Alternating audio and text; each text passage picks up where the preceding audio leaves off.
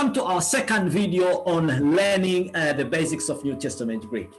We highly appreciate for your follow-up of these videos, and it is our hope that you enjoy and you'll be motivated to also learn this precious language. My name is Cleva Mushi, a New Testament Greek teacher, and together with me is Shantel, a wonderful learner of New Testament Greek. Hi, Shantel. Hi, I'm Shantel. You've kind of probably already seen me before with my host Shalom in other episodes, but I kind of really hope that you enjoy this video. Well, in this video, we will briefly present on the transliteration, its meaning, reason, and on how it could be done from Koine Greek sentence. During transliteration, you will also learn the Greek alphabets as well. Now, what is transliteration? Transliteration is the act of writing the letters from one alphabet or language into the corresponding similar sounding language of the person concerned. In this instance here, I mean writing Koine Greek alphabets and hence a sentence using similar sounding English letters. So Chantal, why do you think transliteration is important? The reason why I think transliteration is important is I feel like it assists the Greek learner or the person learning the language. It kind of helps familiarize the letters of that language so that we easing the process. But I also feel like in order to transliterate effectively, you need to be a bit familiar or have an understanding of the actual letters. Knowing what the letters are, from alpha to omega. Now, luckily, I already have the information because I've spent a long time actually learning it, more than a month, to actually make sure I have the alphabets all in my head for Greek. So yeah, so we're gonna basically give you show you how to do it. Yeah, we're gonna show you how to transliterate by me giving you an example. Okay, so as Chantel has said, we are going to transliterate a Greek sentence here. We will use the biblical text from Acts chapter 16, verse 31, written in the Greek language, and Chantel will transliterate the text. Welcome, Chantel. Thank you. Well, the English text is in fact Acts 16, verse 31. Now, we are going to actually be reading this from the New American Standard Version, which actually says, they said, believe on the Lord Jesus and you will be saved, you and your household. In Greek, it is written like this. Now, I am now going to show you how it is written so you can get a kind of familiar with the sentence. So I'm just going to be sharing my screen. So as you can see, my screen is bigger. So as you can see, I have split into 3 different categories. So we're going to start with the first one. I'm of course going to write it text kind of format because I feel like that's way more easier and clearer to actually see.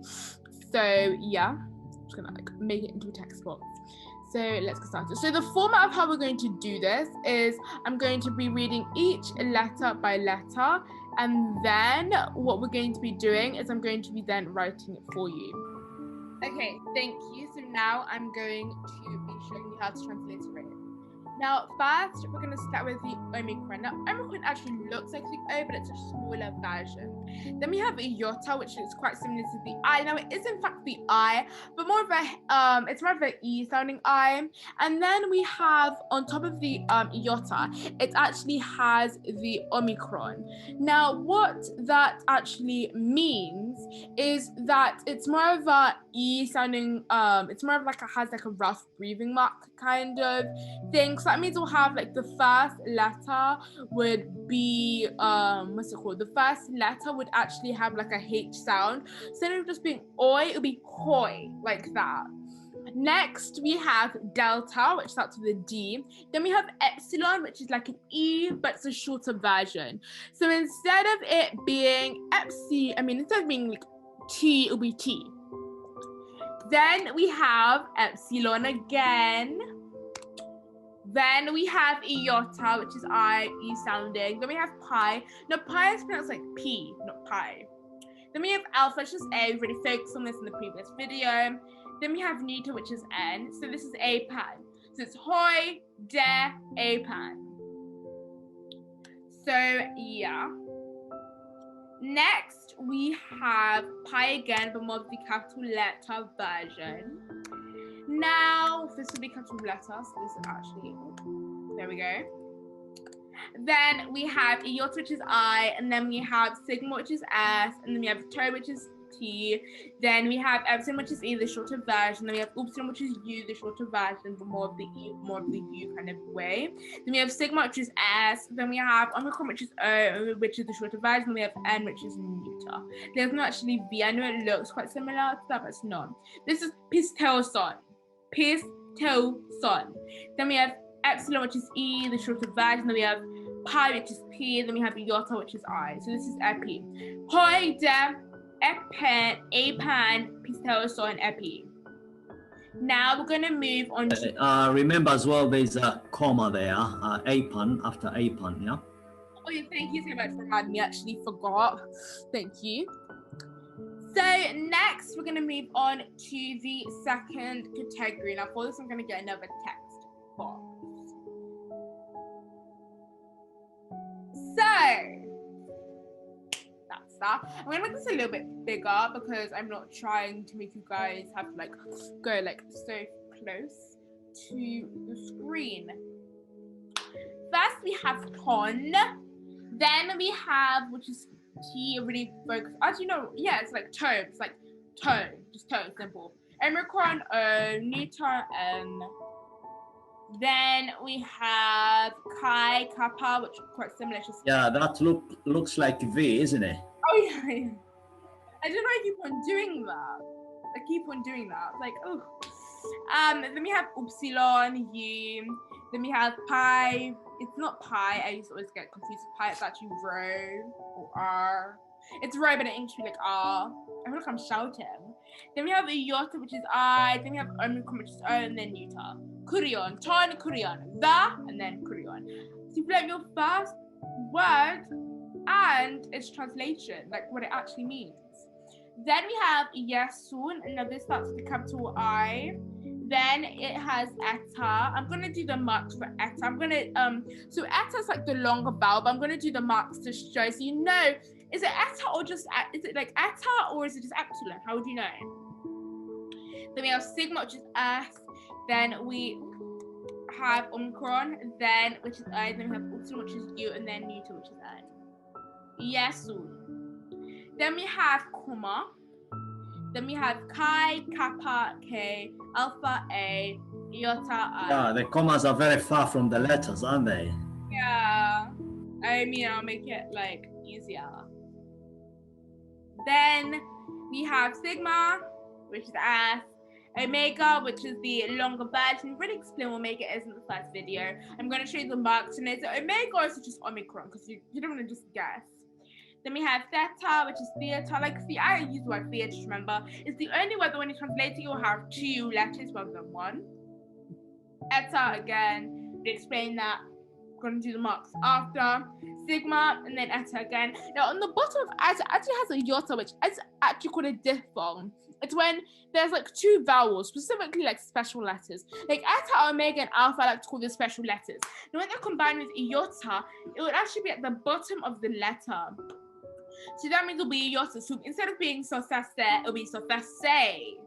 Now I'm actually going to show you the marks for this. So on top of the eta, and the omega. You've learnt some marks as well. I'm very proud. Very proud of this moment. Then we're going to do the last, but definitely not least category. Now, before I move to, I'm going to read it out to you. So it's ton, kurion, yesun. If you know what yesun is, it's quite similar to the English word, and it's a word that most people, well, Christian people specifically, use. So yeah, comment it down below your guesses of what you think it is. And I'm going to make it a bit bigger. Okay, my voice. So we have start with sigma, which is S, upsilon, which is U.